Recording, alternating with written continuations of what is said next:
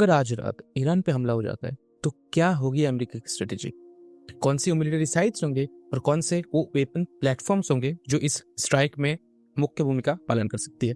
दोस्तों, आज की इस वीडियो में हम यही जानने की कोशिश करेंगे। व्हाइट हाउस से ग्रीन सिग्नल मिलते ही यूनाइटेड स्टेट्स सेंट्रल कमांड यानी कि सेंटकॉम फुली एक्टिव हो जाएगा। इस मूवमेंट के बाद डिप्लोमेसी खत्म और सिर्फ मिलिट्री इंटरवेंशन। सबसे पहला स्टेप होगा मिडिल ईस्टर्न के आसमान पे कंट्रोल। अमेरिका बैटलफील्ड पे अपना एरियल सीसीटीवी इंस्टॉल करेगा, मतलब एवैक्स एयरक्राफ्ट।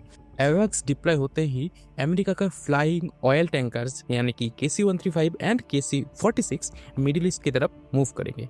दोस्तों, न्यूयॉर्क टाइम्स का ये आर्टिकल देखिए। इस आर्टिकल के मुताबिक ईरान के आसपास ऑलरेडी यूनाइटेड स्टेट्स का naval presence Persian Gulf, Arabian Sea और इंडियन ओशन में एक फेंसिंग क्रिएट कर चुकी है। ईरान में अमेरिका के मल्टीपल हाई प्रायोरिटी टारगेट्स हो सकते हैं, जैसे कि वेस्टर्न एंड साउथर्न ब्लॉक में military presence and central provinces में military bases, missile bunkers, underground launch facilities and etcetera. Strike के ऑर्डर मिलते ही यूएस नेवी के डिस्ट्रॉयर्स अपने वर्टिकल लॉन्च सिस्टम्स एक्टिवेट करेंगे और एक ही साथ dozens of Tomahawk cruise missiles Iran की तरफ लॉन्च होंगे। टॉमहॉक की सबसे डेंजरस खासियत है उसका जमीन के बहुत ही करीब क्रूज करना। ये मिसाइल रडार से बचकर बहुत साइलेंटली टारगेट तक पहुंचती है।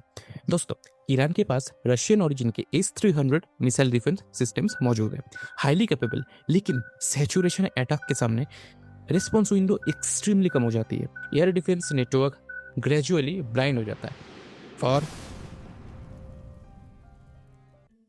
जैसे प्राइमरी डिफेंसेस वीकेंड होती है, अरेबियन सी से US fighter jets take off करेंगे, F-18, F-15 and many more. ये कोऑर्डिनेटेड वेव में ईरान के मिलिट्री बेसिस पे अटैक करती है और फिर बैटलफील्ड में एंट्री होती है अमेरिका के सबसे मिस्टीरियस वेपन की, that is P-2 spirit bomber. ये एयरक्राफ्ट राडार में ऑलमोस्ट इनविजिबल होता है। प्रीवियस ऑपरेशंस में नातांस, फोर्दो एंड इश्फान में न्यूक्लियर फैसिलिटीज को डिस्ट्रॉय करने में मुख्य भूमिका रह चुका है, लेकिन एक्सपर्ट्स का मानना है कि इस बार फोकस थोड़ा सा शिफ्ट हो सकता है। आर्क एक हेवी वेट इंफ्रास्ट्रक्चर है, ये सिर्फ एक फैसिलिटी नहीं है, ये ईरान के फ्यूचर प्लूटोनियम पाथवे का क्रिटिकल लिंक माना जाता है। तो दोस्तों, ये हो सकता है यूएस का स्ट्राइकिंग स्ट्रेटेजी। आपको ये वीडियो कैसा लगा मुझे जरूर बताना, एंड इसके बाद ईरान कैसे रिटेलिएट करेगा, ईरान कैसे स्ट्राइक कर सकता है, उसको भी जानेंगे हम नेक्स्ट वीडियो में। तब तक के लिए बहुत धन्यवाद। आई होप कि आपको ये वीडियो पसंद आया होगा। पसंद आया तो please make sure to like, share and subscribe, and धन्यवाद।